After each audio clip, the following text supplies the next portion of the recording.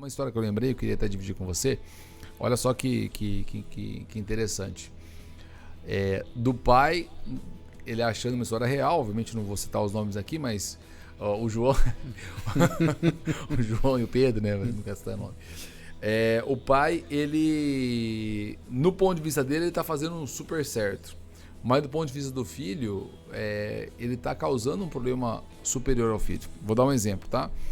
Eles vão cortar cabelo juntos, os dois, há anos, né? O filho deve ter uns 35, 40 anos. E o que acontece? O filho quer pagar um corte de cabelo pro pai. Só que ele sempre vai antes e paga o corte. Ele nunca deixa o filho pagar. Às vezes quando o filho vai sair, deixa eu acertar, pai. Não, já tá certo. No ponto de vista dele, ele tá fazendo um negócio incrível. Ele tá falando assim, poxa, eu sou mais velho que o meu filho, eu tenho mais vida que o meu filho e eu quero dar esse agrado para o meu filho, tal.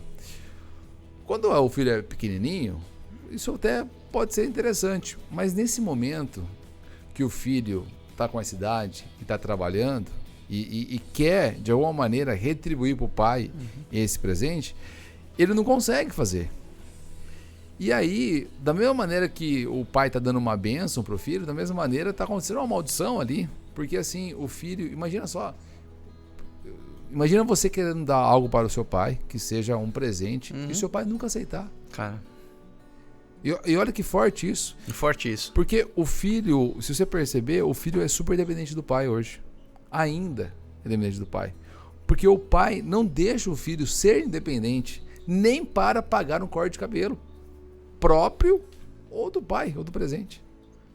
Então não tem como esse filho desenvolver, e provavelmente o pai quer que ele desenvolva, quer que ele evolua, quer que ele desenvolva, que cresça na vida, mas nas possibilidades, dos encontros que os dois têm, eles não conseguem desenvolver, porque o pai não permite isso, utilizando o escudo da bondade, claro, do amor e tudo. Com a melhor das intenções. Com a melhor das intenções, mas a melhor das intenções, se não tiver um estudo e olhar por trás, falar assim, peraí, cara, o que eu tô fazendo com o meu filho? Ou o filho vai ficar dependente dele para sempre. E olha como a visão disso é inversa, né, cara? Porque você me fez lembrar, falando isso, de como foi o meu rolê, né?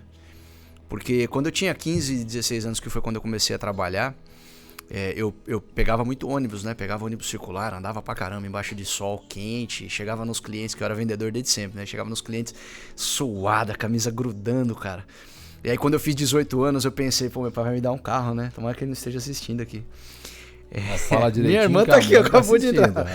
Meu pai falou assim, eu vou dar um... Meu pai vai me dar um carro, né, cara? Não, continuei andando de ônibus.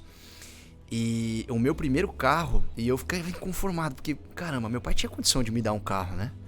Mas ele não me dava um carro. E até então eu não tinha ainda o discernimento para entender o porquê que eu passava por tudo aquilo, né, cara?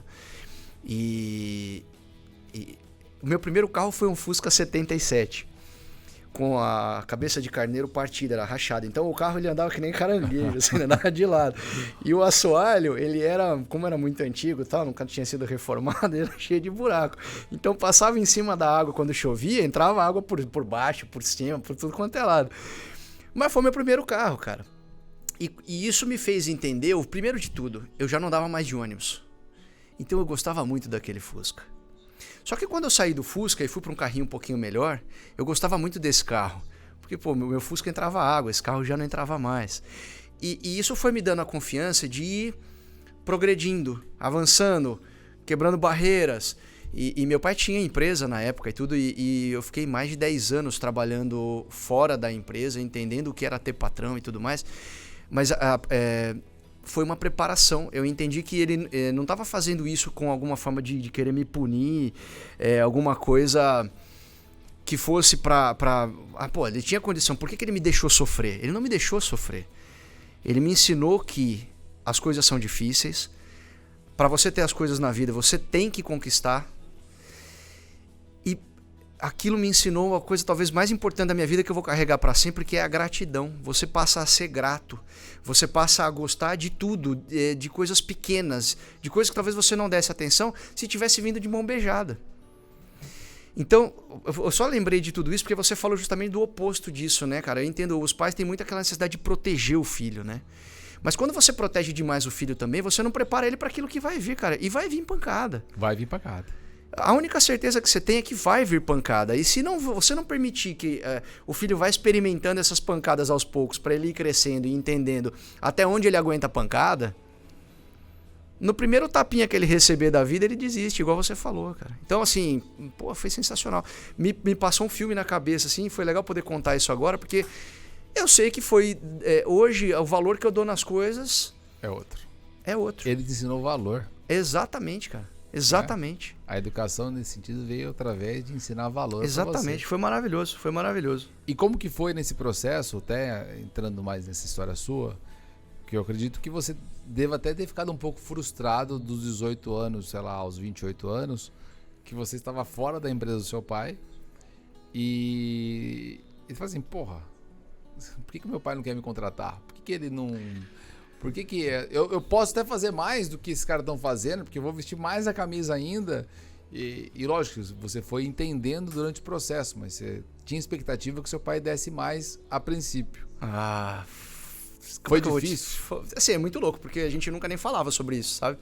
Então, quando meu pai começou a empresa, eu era muito pequeno ainda, tinha 6, 7 anos de idade.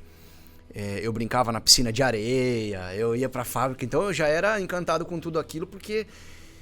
Cara, foi muito louco, sim. Eu lembro do meu pai investindo tudo que ele tinha, né? Então, meu pai tinha uma situação de vida já confortável quando ele decidiu empreender. Porque ele trabalhava numa multinacional, então tinha um carro bom, tinha casa boa. E, de repente, eu vi ele voltando os carros, assim, tá, tipo, comprando um carro mais humilde, mais modesto e tal. E aí eu vi que... tudo aquilo que ele começou a fazer de esforço, e aquilo me apaixonou, né, cara? Porque eu lembro assim, minha mãe foi muito importante nesse processo todo.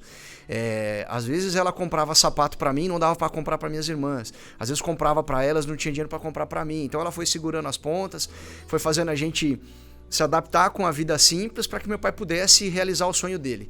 Então, como eu vi tudo aquilo, cara, não tinha como eu não ficar apaixonado, né, meu? Porra, eu olhava aquilo e falava, meu, e aí o negócio começou a crescer. Então, na minha época, quando eu comecei a entrar numa curva ascendente do meu trabalho, que quando você é mais jovem, você já acha que você pode tudo, você sabe tudo, pô, né? Vou fazer tudo. Tudo, e a gente depois aprende que a gente nunca vai saber tudo, né? Mas então aquilo com certeza me deixou na expectativa de algo, mas como meu pai nunca falava nada comigo sobre o assunto, meu... Seguiu. Vambora. Então eu fui pra vida profissional e comecei a trabalhar. O que foi mais legal de tudo isso, que quem me convidou para entrar na empresa foi o sócio dele. Porque de alguma forma ele foi vendo o meu processo, foi vendo o meu crescimento profissional e falou, por que você não chama o Bruno para trabalhar aqui? E quando eu entrei no cargo mais baixo que poderia ter para aquilo que eu fazia. E eu tive que ir galgando, tanto que meu primeiro cargo realmente bom dentro da empresa, eu tive que desafiar os dois, foi um negócio muito louco, e talvez eu só tenha feito isso justamente porque era filho. Ou não, né, porque depois nas outras coisas que eu fiz na vida também sempre foi mais ou menos desse jeito, mas... E aí acho que tem muito de ensinamento dele também, da educação que ele me deu. Mas eu meio que desafiei os dois, que eu queria aquela posição, que eles me dessem um prazo de X período para entregar um X resultado, e entregamos 40% acima, acabei ficando, e aí... muitas coisas aconteceram depois, mas foi por causa do processo, sabe? Tudo tem a ver com o processo. E é muito difícil para você como pai manter essas posições, porque eu tenho certeza que teve muito momento que ele falou, pô, não, mas eu vou dar isso para ele. Não, mas eu vou fazer aquilo. Eu tenho certeza, conhecendo o coração do velho, eu sei que ele pensou muitas vezes em afrouxar. E por isso eu respeito ele ainda mais. E eu desejo que minha filha tenha no mínimo, sei lá, 20% desse sentimento que eu tenho por ele, sabe? Que eu consiga reproduzir nela pelo menos 20% desse sentimento. Porque é muito forte e eu sei que isso me preparou pra vida, sabe? Eu sei que isso me preparou pra vida.